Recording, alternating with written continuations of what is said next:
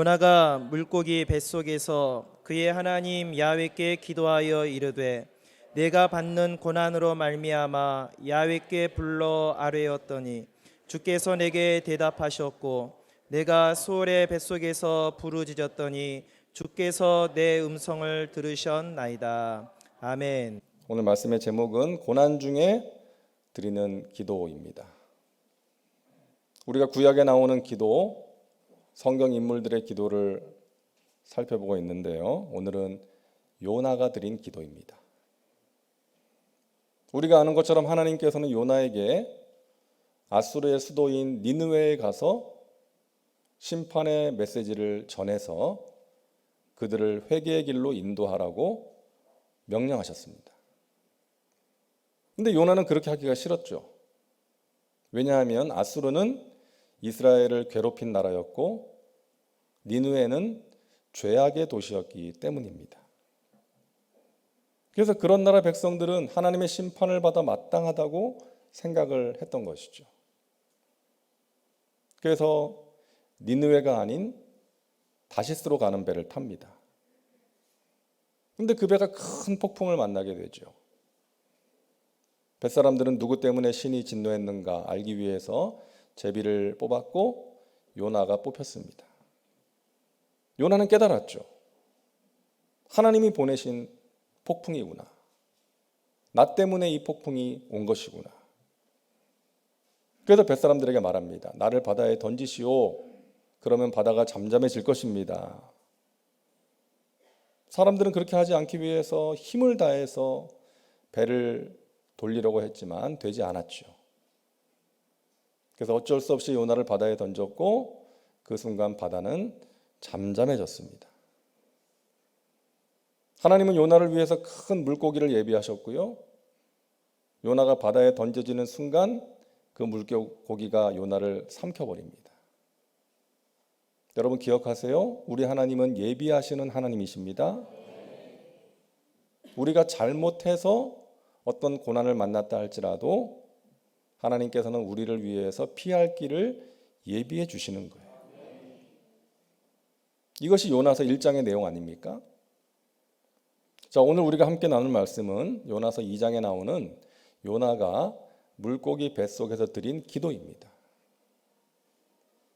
요나의 기도는 첫째로 고난 중에 드린 회개의 기도였습니다. 요나서 2장 2절을 같이 읽겠습니다. 이르되 내가 받는 고난으로 말미암아 야훼께 불러 아뢰었더니. 요나는 지금 고난 속에서 기도하는 거예요. 물고기 뱃속에서 기도하는 것입니다. 여러분 생각해 보세요. 물고기 뱃속입니다. 아무것도 보이지 않는 캄캄한 곳입니다. 불쾌한 냄새가 진동하는 곳입니다. 미래를 예측할 수 없는 그러한 장소입니다. 한마디로 고난과 절망의 장소죠. 여러분 물고기 뱃속에서 뭘 할 수 있겠어요? 두 가지입니다.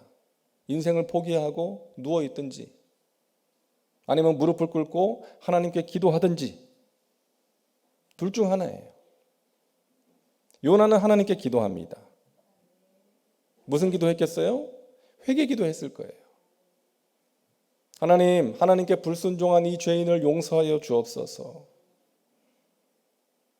우리는 살면서 고난을 만나지 않습니까? 원치 않는 고난을 만날 때가 있어요. 고난을 만나면 하기 쉬운 게 뭡니까? 낙심, 절망, 좌절, 원망하고 불평하는 것. 자연스럽게 생기는 거예요. 근데 그렇게 한다고 해서 달라지는 게 없어요. 아무 유익이 없는 것입니다. 그래서 내 영혼아 내가 어찌하여 낙심하며 어찌하여 내 속에서 불안해하는가? 너는 하나님께 소망을 두라. 그가 나타나 도우심으로 말미암아 내가 여전히 찬송할 것이다. 그러면서 기도를 선택하고 기도를 실천할 때에 하나님께서 우리에게 고난을 이길 수 있는 힘과 용기와 믿음을 더해 주시는 것입니다. 우리가 요나의 모습을 보면서 고난의 유익을 발견하게 되죠. 첫째로 고난은 죄를 깨닫고 회개하게 합니다. 요나는 하나님의 말씀에 불순종했어요. 도망갔어요. 하나님의 낯을 피할 수 있다라고 생각한 것이죠. 그것을 물고기 뱃속에서 철저하게 회개하지 않았겠습니까? 우리가 만나는 모든 고난이 우리의 잘못, 우리의 죄 때문에 다가오는 고난은 아니지만 우리의 잘못 때문에 다가오는 고난이 있다는 것이죠. 평소에는 그것을 모르고 살다가 고난을 통과하면서 그것을 깨닫게 되고 회개하고 돌이키게 되는 것입니다. 예전에 조용기 목사님 설교 중에 들은 얘기인데요. 어떤 부형님이 주의를 범하고 골프를 치러 가다가 차가 전봇대를 들이받는 사고를 당했어요. 꽤 오랫동안 병원 생활을 하면서 그 이후로는 주의를 철저하게 지키게 되었다는 이야기를 들었습니다. 또 어떤 부형님은요, 목사님께 안수 기도를 받은 날 평소처럼 담배를 피려고 불을 붙이다가 라이터 불이 크게 돼 있어가지고 탁 켰는데 눈썹을 다 태운 거예요. 담배 오래 피워보신 분들 가운데 이런 경험 하신 분들이 있을 것 같아요. 라이터 불이 그냥 쫙 나오는 바람에 눈썹을 다 태워버린 거예요. 그 아내 되시는 집사님이 그랬대요. 당신 이번에는 눈썹이 탔지만 나중에는 눈이 탈 수도 있어. 그 이분이 깨닫고 그때부터 담배를 끊었다는 그런 이야기를 목사님이 설교 중에 하셨어요. 여러분, 이처럼 고난은 우리로 하여금 깨닫고 돌이키게 하는 거예요. 우리의 삶이 하나님의 기쁨이 될 수 있도록 만들어주고 우리가 바른 신앙, 올바른 신앙을 가질 수 있도록 해주는 것입니다. 그리고 고난은 소명에 순종하게 만드는 것이죠. 하나님의 부르심에 순종하게 하는 것입니다. 요나는 하나님께서 가라고 하신 니느웨가 아니라 반대 방향인 다시스로 가고자 했어요. 그러나 하나님은 요나를 풍랑 속에서 다시금 소명의 자리로 인도하십니다. 여러분, 부모가 자녀들에게 하는 말이 있죠. 잔소리 같지만 누구를 위한 것입니까? 부모를 위한 게 아니죠. 자녀를 위한 것입니다. 우리는 하나님을 좋으신 하나님 아버지라고 고백을 하면서 하나님이 뭔가를 하라고 하면 두려워해요. 망설여요. 여러분, 좋으신 하나님이 자녀된 우리에게 왜 요구하시겠어요? 우리를 위해서 요구하시는 거예요. 그대로 행할 때에 은혜가 있고 축복이 있다는 거예요. 하나님의 선하신 뜻이 이루어질 것이라는 것입니다. 그래서 여러분, 하나님께서 여러분에게 뭔가 하라고 하시면 가능한 빨리 순종하시는 게 좋습니다. 안 그러면 요나처럼 물고기 뱃속에 들어가는 역사가 일어날지도 몰라요. 캄캄한 어둠을 만날 수도 있습니다. 겁주는 게 아니라 오늘 말씀해 주는 교훈 아닙니까? 하나님이 나에게 뭔가를 말씀하시고 요구하실 때 순종하는 게 좋은 거예요. 하나님께서는 우리를 통해서, 우리의 순종을 통해서 일하시는 분이십니다. 믿으시기 바랍니다. 따라하세요. 하나님께서는 나의 순종을 통해서 일하십니다. 믿으시기 바랍니다. 거창한 거 아니에요. 우리의 삶의 자리에서 또는 교회에서 또는 나 개인적으로 볼 때 어떤 작은 부분 하나 변화되기를 원하시는 거예요. 내가 결단하고 그것을 실천하면 하나님께서 그것을 통해서 나와 내 주위 사람들과 우리의 가정과 우리의 교회에 하나님의 은혜의 역사를 나를 통해서 이루어 주시는 것입니다. 여러분, 요나가 니느웨에 가서 심판과 회개를 선포하니까 그 완악한 니느웨 사람들이 금식을 선포하고 회개하지 않습니까? 하나님께서 요나의 순종을 통해서 역사하시는 거예요. 순종한 요나를 사용하신 것입니다. 하나님께서 여러분을 사용하시기를 원하십니다. 주님의 몸된 교회를 위해서 또 이 어두워져가는 세상 속에 하나님의 사랑을 전하는 그 일을 위해서 천하보다 귀한 한 영혼을 살리는 일을 위해서 저와 여러분을 사용하시기를 원하시는 것입니다. 여러분 올 한 해 동안 여러분의 전도를 통해서 구원받는 사람이 있기를 바랍니다. 교회가 하는 일은 두 가지예요. 교회의 사명은 두 가지예요. 믿지 않는 영혼을 하나님께로 인도하는 일, 전도를 통해서. 또 한 가지는 믿는 사람들을 온전한 믿음의 사람으로 성장시키는 일. 이 두 가지가 교회의 사명입니다. 이 두 가지 사명을 힘있게 감당하는 우리 교회가 될 수 있기를 바랍니다. 하나님의 영광을 위해서, 하나님의 선하신 뜻을 위해서 귀하게 쓰임받는 저와 여러분 모두가 되시기를 주님의 이름으로 축원합니다.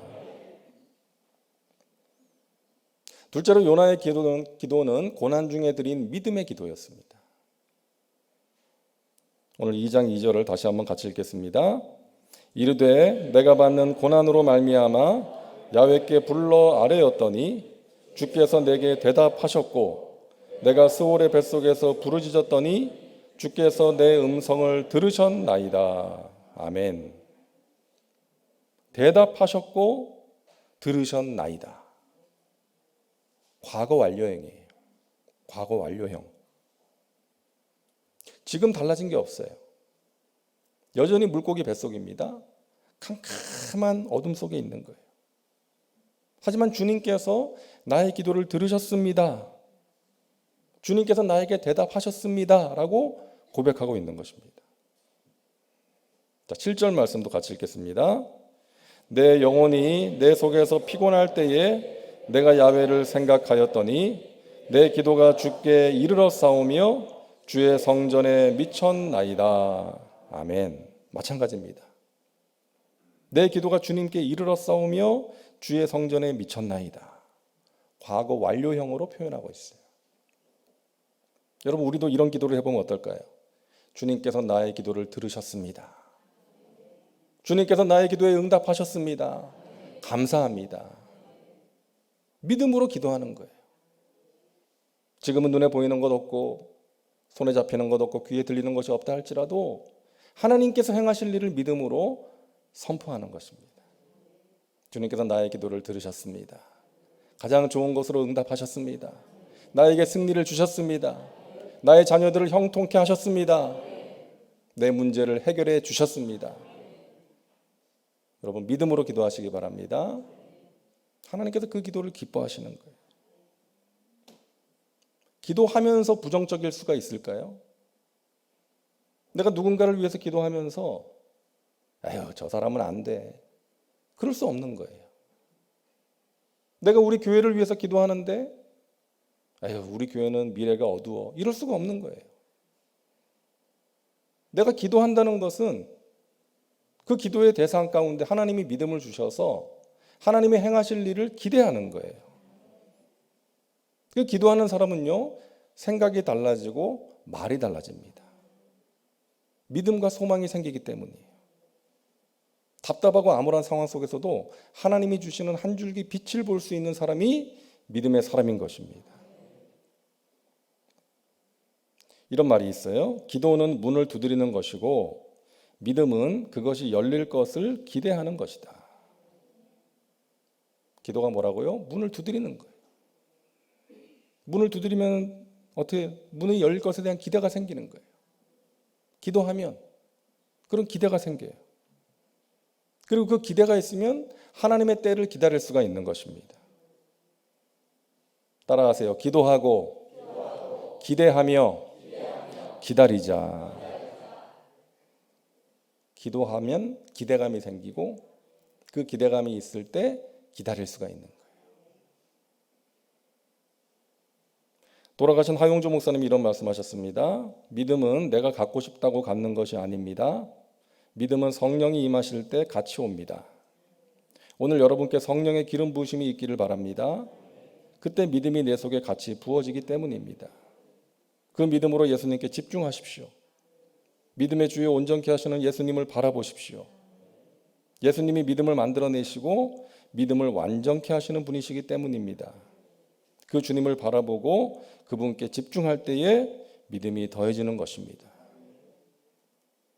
이 하용조 목사님은 장로교 목사님이시지만 그 오랜 세월 육신의 그 질병, 고통 속에서 성령의 역사를 이분이 너무나도 소중하게 체험한 거예요. 그리고 그 교회의 어떤 찬양 사역, 성령 사역을 그 어떤 교단의 어떤 교회보다 뜨겁고 힘있게 펼쳤던 그런 목사님 아닙니까? 자신의 그 연약함 속에서 나를 붙드시고 도와주시는 성령의 능력과 은혜를 간절히 사모했던 그런 분이시죠. 그분이 말씀하시는 거예요. 믿음은 내 힘으로 가질 수 있는 게 아니다. 어떤 교리가 나에게 믿음을 주는 게 아니라는 것이죠. 성령이 임할 때 믿음도 같이 임한다는 것입니다. 그래서 우리가 성령님을 인정하고 환영하고 모셔드리고 의지하며 기도할 때, 믿음의 주에 온전케 하시는 예수님을 바라볼 때 예수님이 우리에게 주시는 선물이 믿음인 줄로 믿습니다. 오늘 이 밤에 저와 여러분에게 믿음이 회복되어지는 은혜가 있기를 간절히 소망합니다. 토니 캠펄로 목사님의 책 나를 바꿔라라는 책이 있는데요. 거기 나오는 내용입니다. 어느 집회에서 한 흑인 목사님이 이제 설교를 하는데 아마 요즘 같은 사순절 기간이었던 것 같아요. 한 문장을 계속해서 반복하면서 설교를 하는 거예요. 그날은 금요일이었습니다. 그날에 예수님은 십자가에 달려 죽으셨습니다. 그날은 금요일이었습니다. 예수님의 죽음 앞에서 마리아가 눈이 퉁퉁 붓도록 울었습니다. 그날은 금요일이었습니다. 예수님을 따르던 제자들이 뿔뿔이 흩어졌습니다. 그날은 금요일이었습니다. 그러나 주일이 다가오고 있었습니다. It's Friday, but Sunday is coming. 이 단어를 계속해서 반복하는 거예요. 그날은 금요일이었습니다. 그러나 주일이 다가오고 있었습니다. 성도들이 그 반복되는 말씀을 들으면서 아멘으로 화답하기 시작합니다. 무엇을 의미하는지를 알았기 때문이죠. 인생의 어두운 금요일을 만날 때가 있지만 부활과 영광의 주일이 다가오고 있습니다. 그래서 그 목사님이 오늘은 금요일입니다 하니까 성도들이 그러나 주일이 다가오고 있었습니다 라고 화답했다는 것이죠. 우리도 한번 해볼까요? 제가 오늘은 금요일입니다 하면 여러분들이 그러나 주일이 다가오고 있습니다. 자, 해보겠습니다. 오늘은 금요일입니다. 오늘은 금요일입니다. 그러나 주일이 다가오고 있습니다. 믿으시기 바랍니다. 우리는 고난의 금요일을 만날 때가 있습니다. 어두운 밤이죠. 슬픔의 날입니다. 하지만 주일이 다가오고 있다는 거예요. 여러분 그 사실을 꼭 기억하시기를 바랍니다. 영광스러운 부활의 주일이 다가오고 있다는 것. 우리 하나님께서 우리를 어두운 금요일 가운데 버려두지 않으시고 반드시 그 주일의 영광을 허락해 주실 것을 여러분 믿음으로 바라보시기를 바랍니다. 셋째로 요나의 기도는 고난 중에 드린 감사의 기도였습니다. 오늘 9절 말씀을 우리 같이 읽겠습니다. 나는 감사하는 목소리로 주께 제사를 드리며 나의 서원을 주께 갚겠나이다. 구원은 야훼께 속하였나이다 하니라. 아멘. 여러분 놀라운 기도죠. 물고기 뱃속에서 감사의 기도를 드리고 있습니다. 바다에 던져졌지만 하나님께서 예비하신 물고기로 인하여 살게 하신 것 감사. 내가 불순종했지만 나의 순종을 통해서 앞으로 역사하실 하나님에 대한 믿음으로 감사. 나의 기도를 들으시고 응답하신 것에 대한 감사를 드리고 있는 거예요. 나를 사용하실 것이니 감사. 여러분 고난 중에 드리는 감사의 기도야말로 성숙한 기도요 하나님께서 기뻐하시는 기도인 것이죠. 여러분 우리가 생각, 관점을 바꾸면 감사할 수가 있습니다. 우리가 보는 것이 달라지면 감사할 수 있다는 거예요. 행복한 사람은 가지고 있는 것을 사랑하는 사람이고, 불행한 사람은 가지고 있지 못한 것을 사랑하는 사람이에요. 다른 사람하고 비교하면서 나에게 없는 것을 바라보고 집중하면 감사할 수가 없는 것이죠. 그래서 우리는 우리가 가지지 못한 것에 집중하는 것이 아니라 내가 가지고 있는 것에 집중하면 그것을 허락하신 하나님께 감사할 수 있는 거 아니겠습니까? 나를 힘들게 하는 사람이 있죠. 내 마음을 무겁게 하는 사람이 있어요. 그런 사람 한 사람만 있어도 우리는 그 사람에게 집중하면서 잠을 못 이룰 때가 있어요. 근데 여러분 생각해 보세요. 그런 사람은 한 사람인데 나를 사랑하고 나를 위해서 기도해 주는 사람은 얼마나 많습니까? 여러분 그것을 기억하시기를 바랍니다. 다윗에게는요, 다윗을 죽이려고 했던 사울만 있었던 게 아니라 다윗을 사랑함으로 살려주려고 노력했던 요나단도 있었다는 거예요. 그 요나단이라는 존재가 다윗에게 얼마나 큰 힘과 위로가 되었습니까? 여러분이 바라보는 것을 바꾸시기를 바랍니다.